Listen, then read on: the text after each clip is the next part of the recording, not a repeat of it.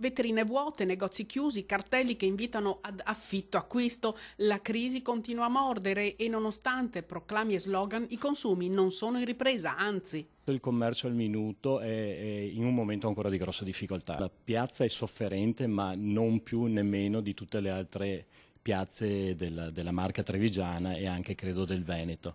In questo momento ancora non si vede un po' di luce, il tunnel è ancora lungo e credo che bisogna che passi ancora un po' di tempo prima che ne usciremo. Le forze del commercio ormai sono al limite. Credo che tanti non riusciranno a stare in piedi ancora per quest'anno. Ed è in questo difficile, se non disperato scenario che si stringono alleanze a favore degli imprenditori. Siglato l'accordo fra Ascotrade e Ascom per ottimizzare i consumi energetici, ma soprattutto per risparmiare. E le spese generali aumentano in continuazione, perciò questa convenzione con Ascotrade è un tentativo ancora di più di dare una mano ai nostri associati in un momento di bisogno. Abbiamo messo a disposizione per i soci di Ascom subito una tantum 100 euro che quindi vanno direttamente a incidere sul costo, sul risparmio sul costo sulla bolletta, ma anche un prodotto commerciale vantaggioso rispetto ai competitor nazionali.